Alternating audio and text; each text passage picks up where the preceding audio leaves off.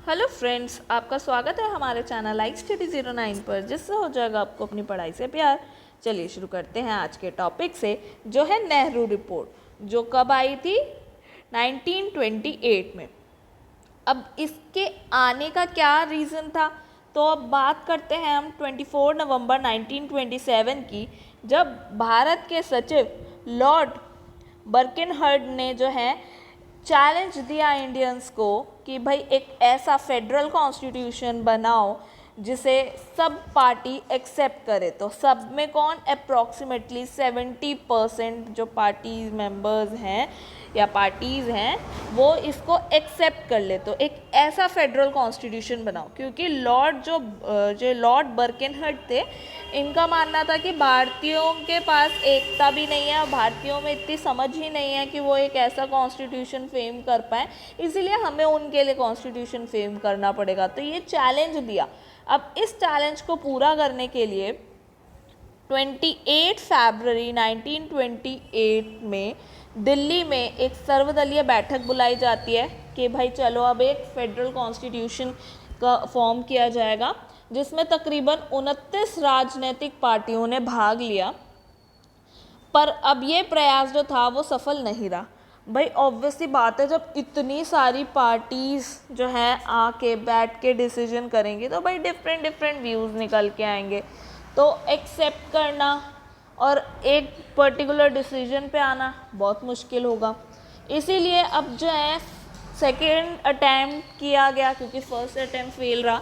तो जो मई है 1928 में बम्बई के जो अधिवेशन था कांग्रेस का, जो डॉक्टर अंसारी के अंदर जो है लीड हुआ था, बेसिकली वो प्रेसिडेंट थे, तो उनके टाइम पे ये निर्णय लिया गया कि भाई पहले क्या करेंगे, कम लोगों के साथ मिलकर जो है संविधान बनाएंगे, क्योंकि जितने ज़्यादा लोग उतनी ज़्यादा बातें उतने ज़्यादा कॉन्फ्लिक्ट्स। इसीलिए पहले हर एक कम्युनिटी के, हर तरह के लोगों का एक ग्रुप बना के कम लोगों के साथ कॉन्स्टिट्यूशन बनाया जाए, जो भाई आगे चल के जो है सबके लिए सर्वमान्य हो जाए और सबकी रजामंदी ले ली जाए। आगे जब वो प्रेजेंट करेंगे औरों को तो वो बता देंगे कि इसमें क्या कमी है और इसमें क्या और चीज़ें ऐड हो सकती हैं और कौन कौन से पॉइंट्स ऐड हो सकते हैं, तो ऐड कर लिए जाएंगे। तो एटलीस्ट ये तो है कि वो एक्सेप्ट तो हो पाएगा। तो ये सोचकर जो है इस सेशन में ये सोचकर उन्होंने तकरीबन 9 मेंबर्स की एक कमेटी फॉर्म की। ठीक है, अब ये 9 मेंबर्स कौन थे, तो एक थे मोतीलाल नेहरू जी, फिर उनके बेटे जवाहरलाल नेहरू, फिर तेज बहादुर सप्रू, सुभाष चंद्र बोस, एम.एन. जोशी, एम.एस. सरदार, सरदार मंगल सिंह, अली इमाम और ऐसे शुभम कुरैशी। अब ये जो हैं यहाँ ये जितने भी सारे मेंबर्स हैं ये इस कमेटी के हिस्सेदार थे। और प्रारूप समिति के अध्यक्ष कौन थे, मतलब बेसिकली ये इस कमेटी को फॉर्म करने वाले और इस पे जो है इसके रिटन डॉक्यूमेंट तैयार करने वाले कौन थे, तो वो थे मोतीलाल नेहरू, जो वो मतलब जो आगे लिखते हैं, इसे फॉर्म करते हैं। ठीक है, अब हम बात करते हैं 1 जुलाई 1928 की, जिसमें जो है कांग्रेस के सामने जो है इसका एक तरह से प्रारूप है, उसे प्रस्तुत करने की बात की गई कि जल्द से जल्द जो है अब इसका प्रारूप बना के रिपोर्ट आप तैयार करें। तो अब ये बात हुई थी 1 जुलाई को कि आप ये रिपोर्ट बनाना शुरू कर दीजिए, और रिपोर्ट कब तक तैयार होती है, 10 अगस्त। तो मोतीलाल नेहरू जी ने इसे लिख लिया था पूरी तरह से, और अब उसके 6 महीने बाद जब है 28 अगस्त 1928 में लखनऊ में अब सर्वदलीय बैठक बुलाई कि देख लो भाई कहाँ क्या कमी है, किसको किस पॉइंट को और ऐड कराना है। तो ओवरऑल मैक्सिमम बोलेंगे तो ये जो है मैक्सिमम लोगों को पसंद आई और ये जो है एक्सेप्ट हो गई। लोग मान गए कि ये वाला बेहतर था कॉन्स्टिट्यूशन, जो पहले सिचुएशन जो थी, पहला सर्वदलीय बैठक हुई थी उसके कंपेयर में। तो जो हमने पढ़ा कि भाई ये डिसीजन लिया गया कि पहले एक छोटे लेवल पे कमेटी फॉर्म होगी, वो हुई थी बॉम्बे सेशन में। और हम बात करें कि भाई ये एक्सेप्ट कब हुई थी, तो ये हुई थी लखनऊ सेशन में। ठीक है, अब हम बात करते हैं कि अब इस रिपोर्ट में ऐसा क्या क्या प्रोविजंस जो हैं डाले गए थे। तो हम ये जान ले, ये जो संविधान था ये बेसिकली संविधान का ब्लूप्रिंट था और पूर्वगामी भी कहा जाता है। तो इसमें जो है एक बात मेंशन की गई थी, वो थी डोमिनियन स्टेटस, कि भारत के लिए जो है डोमिनियन स्टेटस की मांग करी, जिसका अर्थ क्या होता है, जितने भी इंटरनल अफेयर्स होते हैं, आंतरिक मामले होते हैं, उसमें भारतीयों की भागीदारी हो। बाकी जो है, अब हम समझें डोमिनियन स्टेटस की भाई इंटरनल अफेयर्स में फिर सिर्फ क्या समझ नहीं आया सिस्टम, है ना। तो डोमिनियन स्टेटस किस तरह, आपने कभी देखा हो, जो कॉलेज है ना, कॉलेज हमेशा किसके अंडर काम करता है, यूनिवर्सिटी के। पर कॉलेज अपनी भी एक्टिविटीज़ ऑर्गेनाइज कराता है, कौन से कंपटीशन उन्हें कराने हैं, कौन से नहीं, हर छोटी छोटी चीज़ जो है यूनिवर्सिटी से नहीं पूछा जाता कि कितने मेंबर्स जो हैं हम इस कंपटीशन में पार्टिसिपेट करा सकते हैं। तो वही चीज़, जो इंटरनल अफेयर्स होते हैं वो कॉलेज के हाथ में होते हैं, बट जो भी बड़े डिसीजंस होते हैं वो सारे जो हैं उस यूनिवर्सिटी के लिए जो है कॉलेज जवाबदेह होता है। इसी तरीके से जो है ये एक एग्जाम्पल है समझने के लिए, उसी तरह से जो है डोमिनियन स्टेटस होता है। यहाँ पे क्या कहा गया कि जो जितने भी इंटरनल अफेयर्स होंगे वो इंडियंस के हाथ में ही दे दो, बाकी हाँ वो जो है ब्रिटिश गवर्नमेंट के जो कहते हैं ना उनके लिए जवाबदेह होगी। तो ये क्या हुआ, ये सेमी ऑटोनॉमियस स्टेटस हुआ। एक तरह से फुल इंडिपेंडेंस नहीं है, ये एक तरह से आधी इंडिपेंडेंस है कि भाई इंटरनल अफेयर मिल गए पर एक्सटर्नल अफेयर्स अभी भी नहीं मिले, ठीक है। पर अब बात यही आती है कि ये तो भाई फुल इंडिपेंडेंस की बात ही नहीं हुई, तो इसीलिए जो कुछ यंग लीडर्स थे जैसे जवाहरलाल नेहरू और सुभाष चंद्र बोस, वो कंप्लीट इंडिपेंडेंस की डिमांड चाहते थे। पर कुछ लीडर्स का मानना ये था कि अगर हम डायरेक्ट कंप्लीट इंडिपेंडेंस मांगेंगे या बोलेंगे तो ये ब्रिटिश गवर्नमेंट ऑब्वियस सी बात है एक्सेप्ट तो करेगी नहीं। तो यहाँ कुछ पॉसिबिलिटी है कि अगर हम उन्हें ये दिखाएंगे कि अभी आप हमें जो है सेमी ऑटो जो है थोड़ी सी फ्रीडम दे दो, डोमिनियन स्टेटस दे दो, तो वो राज़ी हो जाएं, तो धीरे धीरे जो है इंडिपेंडेंस की ओर मूव करेंगे। फ़िलहाल तो चलिए हम बात करते हैं अपने नेक्स्ट पॉइंट पर। जैसे अब ये रहा, जैसे भारत में संघीय प्रशासन की स्थापना। अब मतलब संघीय प्रशासन कैसा, फेडरेशन। अब ये कैसे होगा, तो ये भाई इसमें क्या होगा, पावर को दो हिस्सों में बांटा जाता है, जैसे सेंट्रल और प्रोविंशियल, केंद्र और प्रांत में, जहाँ पे different group of states join होते हैं एक साथ, किसमें, to form a single group, एक सिंगल ग्रुप के तौर पे। अब क्या है यहाँ पे जो सेंट्रल पावर है ना या सेंट्रल लेवल है, उसमें जो है द्विसदनीय विधायिका होगी, बाइकैमरिकल लेजिस्लेशन होगा, जैसे आज के समय में राज्यसभा लोकसभा है एकदम उसी की तरह।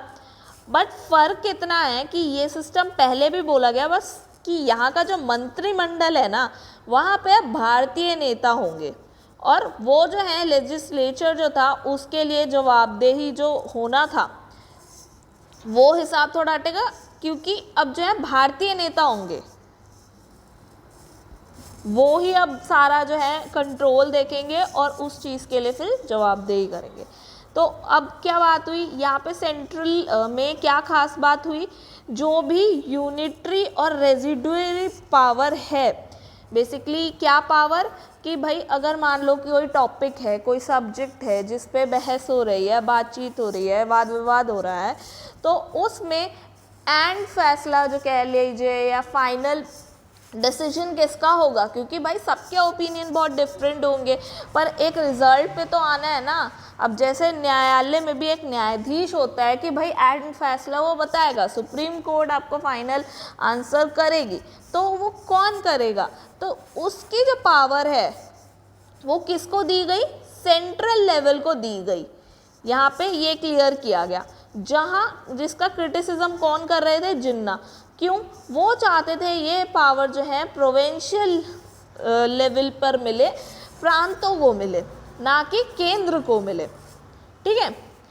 तो अब यहाँ बात आती है कि ये जो सिस्टम था गवर्नमेंट ऑफ एक्ट जो 1935 की मैं बात करती आ रही हूँ बार बार, जो आगे हम पढ़ेंगे, उसमें भी ऐड किया गया था। और कहाँ से किया गया था? ये भाई नेहरू रिपोर्ट से लिया गया था। ठीक है, अब हमारा नेक्स्ट पॉइंट क्या है? वो है कि जो प्रांतीय प्रशासन है, जो प्रोविंस लेवल पर है, वहाँ पे जो डायरकी चल रही थी, जो हमने अपने पिछले लेक्चर्स में भी कवर किया था, रिजर्व सब्जेक्ट और ट्रांसफ़र सब्जेक्ट्स में, वो डायरकी को एंड किया जाए। ठीक है, यहाँ पे ये एक बात करी गई। नेक्स्ट पॉइंट में क्या कहा गया? जो गवर्नर जनरल ऑफ इंडिया है वो एक कॉन्स्टिट्यूशनल हेड के तौर पे काम करेगा। जैसे कि आज ब्रिटिश क्राउन के पास एकदम सेम पावर होती है ना, एकदम वैसे ही। ठीक है, तो वो एक कॉन्स्टिट्यूशनल हेड होगा। नेक्स्ट बात क्या बोली कि जो सेपरेट इलेक्टोरेट्स थे ना, जो दिए जा रहे थे, उसे ना देकर जॉइंट इलेक्टोरेट्स दिए जाएं, इसकी डिमांड की गई। और इवन ये भी बोला गया है कि जो है भाई ठीक है, ज्वाइन करेंगे तो जिन्हें सेपरेट इलेक्टोरेट दे रखा है उनको कुछ सीट्स भी देनी पड़ेंगी, कुछ रिजर्वेशन भी देना पड़ेगा, ताकि वो रेडी हो जाएं जॉइंट इलेक्टोरेट्स के लिए। तो इसीलिए जो है मुस्लिमों के लिए जो है सीट रिजर्व की जाएगी, पर वहीं एक्सेप्ट होगा जहाँ पे मुस्लिम माइनॉरिटीज़ में होंगे। जहाँ भी उन्हें लगेगा कि मुस्लिम पॉपुलेशन कम है, वहाँ पे उनको रिजर्वेशन मिलेगा।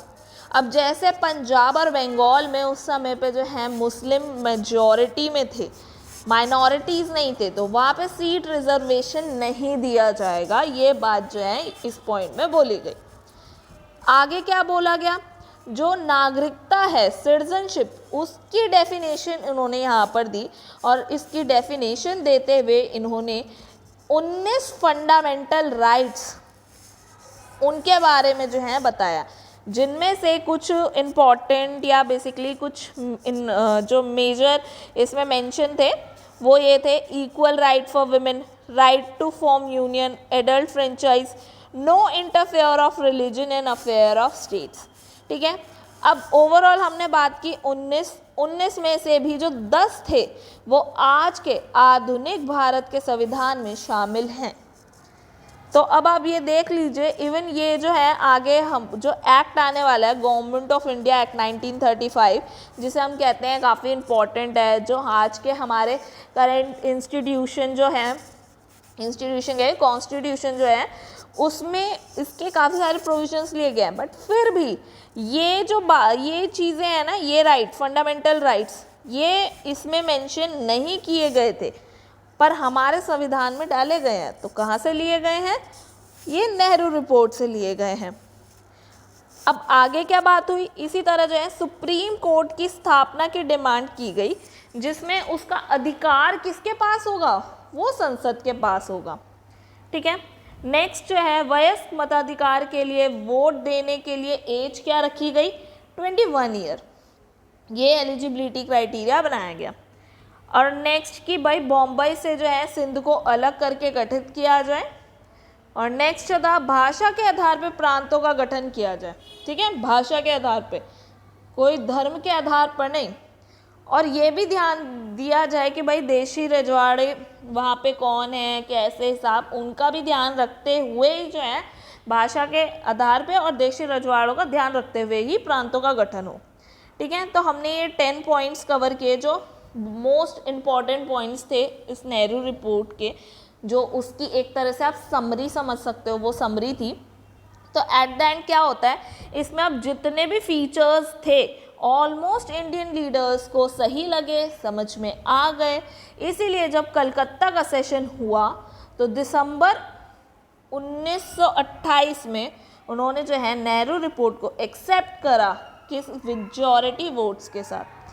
तो इसीलिए जो है अब आगे चल के जो है कांग्रेस ने 31 दिसंबर 1929 में भाई ब्रिटिश गवर्नमेंट को अल्टीमेटम दे दिया कि भाई अब तक जो है आप इस रिकमेंडेशंस को पढ़ो, एक्सेप्ट करो, और अदरवाइज आप इन्हें एक्सेप्ट नहीं करते हो, ये जो टाइम पीरियड दिया गया है आप तब तक एक्सेप्ट नहीं करते हो, तो एक मास मूवमेंट किया जाएगा।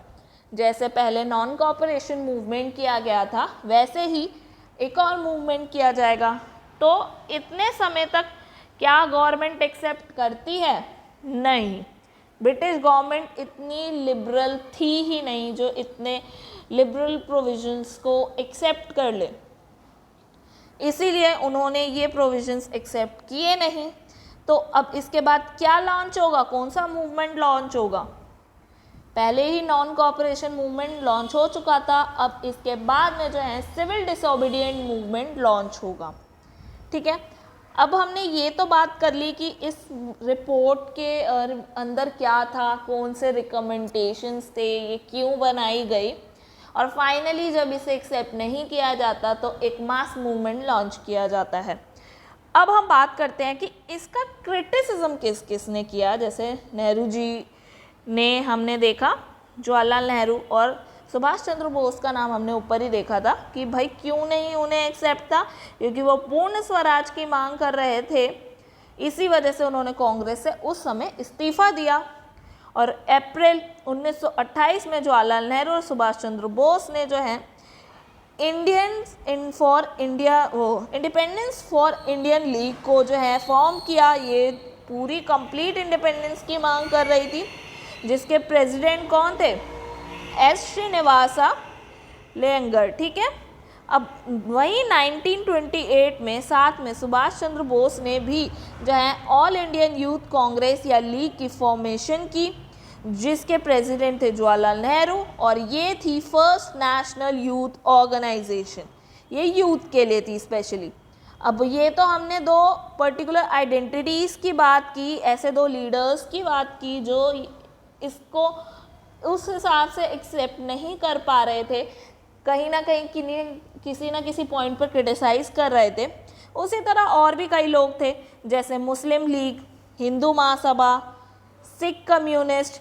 तो ये जो थे ये भी नेहरू रिपोर्ट से पूरी तरह खुश नहीं थे, क्योंकि सेपरेट इलेक्टोरेट की डिमांड तो यहाँ थी और वहाँ सीधा क्लियर बोला गया था सेपरेट इलेक्टोरेट को हटाकर, पृथक निर्वाचन मंडल को हटाकर जो है जॉइंट इलेक्टोरेट लाया जाएगा। तो इन वजह से भी यहाँ पे जो है मुस्लिम लीग, हिंदू महासभा और सिख कम्युनिटी द्वारा जो है नेहरू रिपोर्ट को खुशी खुशी अपनाया नहीं जा पाया। खैर, अब हम आपने नेक्स्ट क्लास में बात करेंगे कि किस तरीके से अब मूवमेंट लॉन्च होना है। तो आई होप आपको आज की क्लास अच्छी लगी होगी। अगर आपको आज की क्लास अच्छी लगे तो प्लीज़ लाइक, शेयर और सब्सक्राइब करें और बेल आइकन को ज़रूर दबाएं और अपने फीडबैक सजेशन ज़रूर दें, जो मेरे लिए काफ़ी वैल्यूएबल है। मिलते हैं नेक्स्ट वीडियो में, तब तक के लिए गुड बाय।